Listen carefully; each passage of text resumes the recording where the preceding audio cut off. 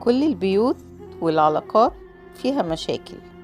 مفيش بيت إلا وبيحصل فيه مشاكل، والمشاكل هنا معناها اختلاف في وجهات النظر، الشد والجذب والقمص والمرضية والموافقة والرفض.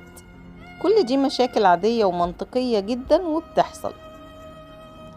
لكن الكلام البايخ والمعاملة الوحشة والخذلان والتأثير والإهمال والظلم وسلب الحقوق، دي حاجات مش من الطبيعي أصلا إنها تحصل، ولو حصلت فلازم تعرف إن في حاجة غلط.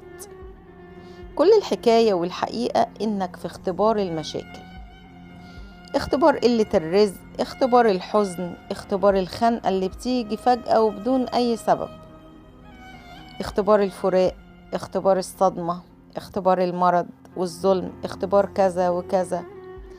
عشان تعدي كل الاختبارات دي لازم تصبر دايما وتحمد ربنا على ما أصابك، وبعد الصبر بيأتي الجبر. ربنا بيختبر صبرك أولا ثم يحدث بعد ذلك أمرا. بشكركم جدا على حسن المشاهدة، فضلا وليس أمرا مشاركة الفيديو وعمل اللايك الجميل بتاعك. اللايك بتاعي مش بيكهرب، هو بس بيشجعني وبيدعمني إن أكمل معاكم أجمل ناس في الدنيا. بشكركم جدا.